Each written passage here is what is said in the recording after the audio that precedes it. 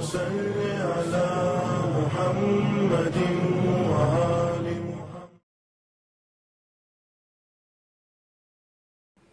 औज़ु बिल्लाहि मिनश शैतानिर रजीम बिस्मिल्लाहिर्रहमानिर्रहीम अल्लाहुम्मा सल्लि अला मुहम्मद व आलि मुहम्मद व अज्जिल फरजहुम। मोहतरम नाज़रीन, सलामुन अलैकुम व रहमतुल्लाहि व बरकातुहू।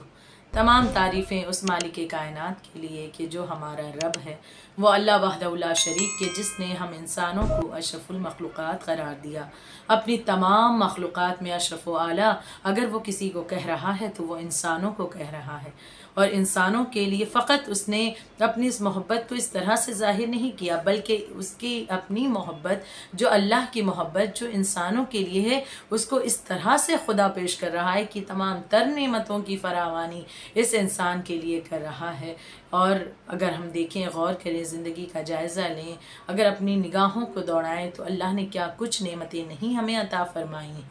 हम बेशक किन किन नेमतों को झुटला सकते हैं, कैसे कह सकते हैं कि अल्लाह ने हमें क्या दिया नहीं दिया, ये जो शिकवे गिले, बल्कि हमें हर लम्हा शुक्रगुजार होना चाहिए कि उसने हमारी ज़िंदगी को बेहतर से बेहतर बनाने के लिए बेशुमार नेमतें दी हैं। सर पर साए के लिए अगर आसमान दिया है, तो हमें सांस लेने के लिए हवा दी है, तो हमें ज़िंदगी बसर करने के लिए ज़मीन भी दी है कि जिस पर हम चल रहे हैं, जिस पर हम ज़िंदगी बसर कर रहे हैं। यौम दहवुल अर्ज़ 25 ज़िलक़ादा की वो तारीख़ कि जब अल्लाह ने इसी ज़मीन के फ़र्श को बिछाया है, इसे अल्लाह ने हम इंसानों के लिए किस तरह से खुदा इंतज़ाम कर रहा है। बेशक सुभान अल्लाह उस परवरदिगार आलम की कुदरत का कि अल्लाह ने कितनी मोहब्बत इंसानों से की कि उसकी आराम व आसाइश के लिए, इंसान की ज़िंदगी बेहतर हो, तो इंसान के खल्क होने से बहुत पहले अल्लाह ने ज़मीन को खल्क कर दिया, ताकि जब मैं इन इंसानों को इस रुए ज़मीन पर भेजूँ तो इस ज़मीन पर तमाम तर आसानियाँ उसके लिए मौजूद हों। 25 ज़िलक़द की वो तारीख़ कि जब अल्लाह ने इस ज़मीन के हिस्से को खाने काबा के नीचे की जो ज़मीन है, सबसे पहले उस ज़मीन के हिस्से को ज़ाहिर किया है। और यहाँ पर एक बात का और ज़िक्र करना चाहूँगी कि ये वाज़े रहे कि ज़मीन को अल्लाह ने ज़ाहिर 25 ज़िलक़द को किया है, खल्क नहीं किया, बल्कि खल्क बहुत पहले अल्लाह ने किया है। बाज़ मुफ़स्सिरीन कहते हैं कि ज़मीन को अल्लाह ने बहुत पहले खल्क किया था और उसे पानी के अंदर रखा था, पानी के अंदर छिपा कर रखा था, और 25 ज़िलक़द को पानी से इस ज़मीन के हिस्से को अल्लाह ने ज़ाहिर किया। और जो सबसे पहला हिस्सा ज़मीन का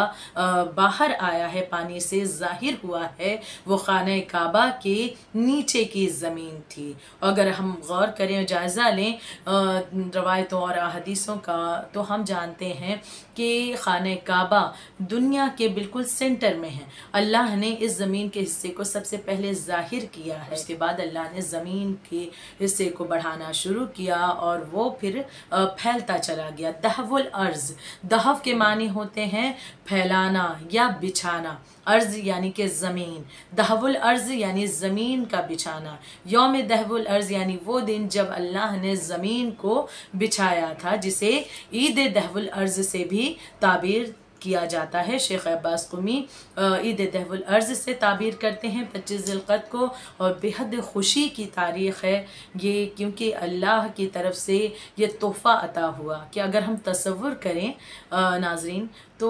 कि अगर ज़मीन ना होती, तसव्वुर करें तो क्या होता, हमारी ज़िंदगी कैसे बसर होती। मुमकिन ही नहीं कि ये ज़िंदगी होती, क्योंकि आज जो ज़िंदगी में खुशियाँ हैं, आज जो ज़िंदगी में आराम व आसाइश हैं, जो तमाम नेमतों की अल्लाह की जानिब से फरावानी है, ये इस ज़मीन के ज़रिए से हमें मिल रही हैं। कि हम गौर करें कि इस ज़मीन पर इंसान आता है तो फ़कत यही नहीं कि यहाँ पर यूं ही ज़िंदगी गुजर उसकी हो रही है, बल्कि बेशुमार नेमतों के साथ साथ उसकी ज़िंदगी आगे बढ़ती रहती है। इसी ज़मीन पर वो घर भी बनाता है, इसी ज़मीन के ज़रिए उसे खाना भी मिलता है, इसी ज़मीन के ज़रिए उसे पानी भी मिलता है जो कि ज़िंदगी के लिए उसकी बेहद ज़रूरी है। इसी ज़मीन के ज़रिए अलग अलग चीज़ों के ज़रिए वो अपनी ज़िंदगी में आराम व आसाइश की चीज़ें बनाता है। इसी ज़मीन के ज़रिए फल फूल सब्ज़ियाँ तमाम तर चीज़ें अल्लाह उसे अता फ़रमाता है। यानी बेशुमार नेमतें इस ज़मीन के ज़रिए अल्लाह ने इंसान को अता की है। तो अब अब इंसान का फरीज़ा क्या है कि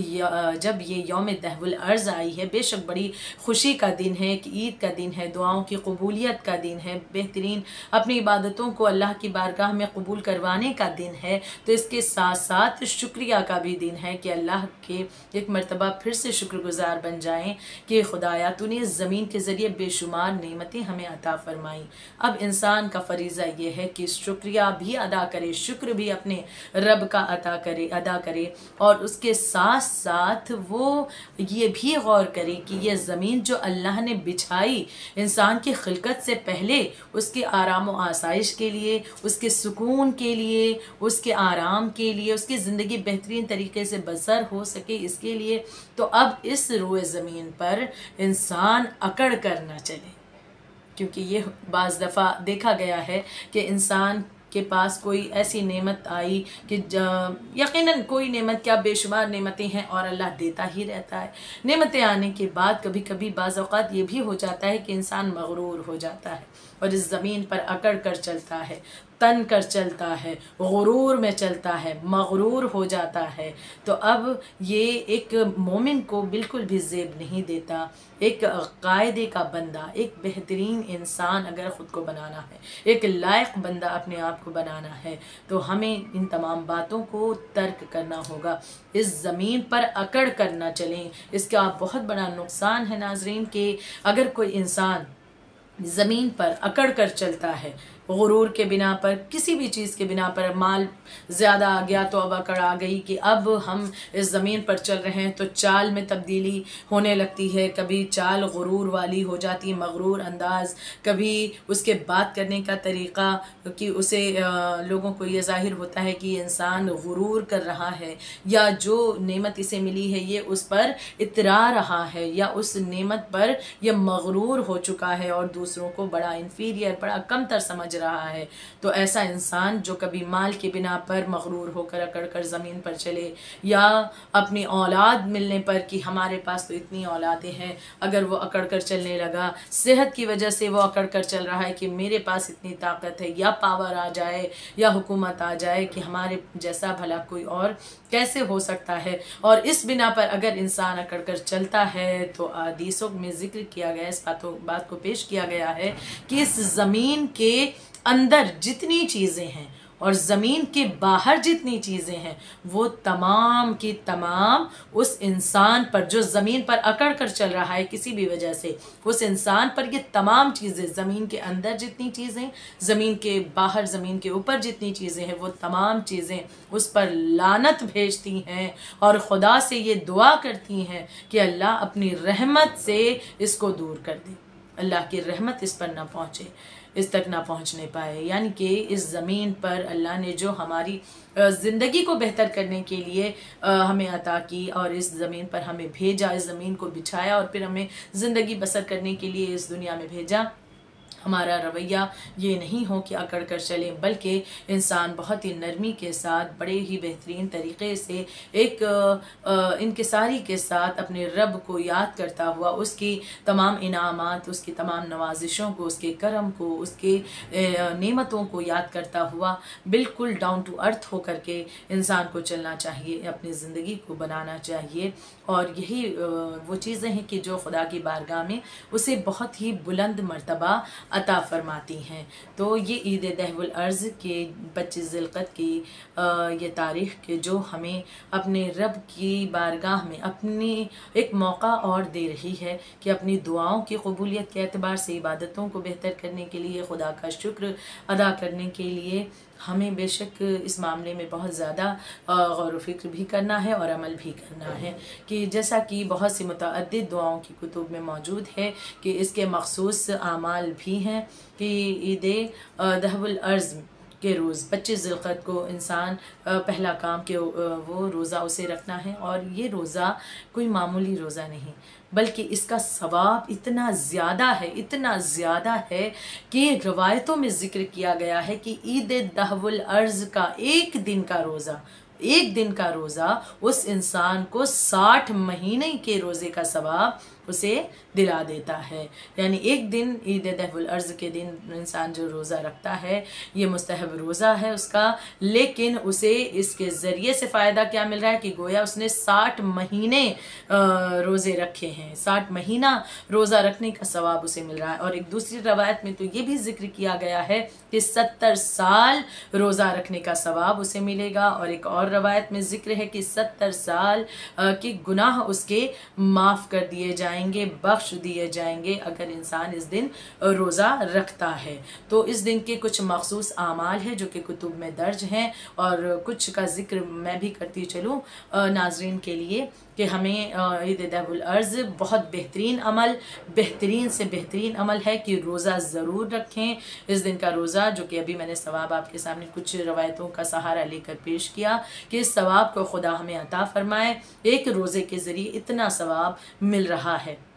एक नेकी इंसान तरसेगा आखिरत में कि हाँ वहाँ पर काश एक और नेकी हमने कर ली होती। तो इस तरह से ये काम की जो हमें बेशुमार फ़ायदे दे रहे हैं, हमें हरगिज़ इन्हें तर्क ना करें और रोज़ा रखें, गुस्ल करें। इस रोज़ की 2 रकत नमाज भी है, हर रकत में 1 मरतबा सूरह हमद और 5 मरतबा सूरह वशम्स और वज़ुहा की तिलावत करनी है। और इसके बाद में एक जब नमाज ख़त्म हो जाए तो उसके बाद में ला हौल वला कुव्वता इल्ला बिल्लाहिल अलील अज़ीम कहें, और उसके बाद जो भी दुआ हो खुदा की बारगाह में मांगे। इंशाअल्लाह खुदावंद आलम अल्लाह वहदहु ला शरीक बेहक़ मोहम्मद आले मोहम्मद हमारी दुआओं को ज़रूर सुनेगा और ज़रूर कबूल फरमाएगा। और उसके बाद एक दुआ है, अपनी दुआएं जो भी करनी है उसके बाद एक दुआ जो कि मफ़ातिहुल जिनान और दीगर कुतुब में दर्ज है, उस दुआ को पढ़ें और खुदा की बारगाह में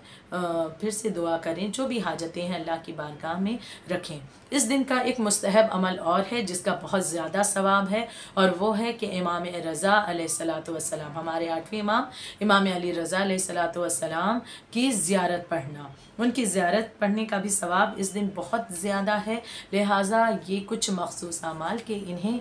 तर्क ना करें। इंशाअल्लाह इस ईद दहवुल अर्ज़ परवरदिगार आलम हमें ज़्यादा से ज़्यादा तौफ़ीक़ अता फ़रमाएँ अपने रब का शुक्र अदा करने की, और ज़्यादा से ज़्यादा तौफ़ीक़ अता फ़रमाएँ इबादत गुज़ार बनने की, अल्लाह के करीब होने की, उसकी क़ुर्बत हासिल करने की। इस ईद दहवुल अर्ज़ दुआ गो हैं इस मामले में भी कि खुदावंद आलम उन तमाम मोमिन मोमिनात के जो बड़े परेशान हाल हैं, बड़ी परेशानियों से गुज़र रहे हैं, खुदाया इस दिन के सदक़े में बेहक़ मोहम्मद आले मोहम्मद उनकी उन परेशानियों को का ख़ात्मा करना, खुदाया उनकी हाजतों को बरलाना। परवरदिगार आलम की बारगाह में दुआ गो हैं कि जो भी मरहूम मोमिन मोमिनात इस दुनिया से जा चुके हैं, जो भी उन तमाम मरहूमीन के खुदाया बेहक़ मोहम्मद आले मोहम्मद और इस दिन की बरकत से खुदाया उनकी मग़फ़िरत फ़रमाए। जो बीमार हैं खुदा उन्हें शिफ़ाए कुल्ली कामिल आजिल अता फ़रमाए। जो बे औलाद हैं खुदाया उन्हें औलाद नरीना और सालेह औलाद इनायत फ़रमाए।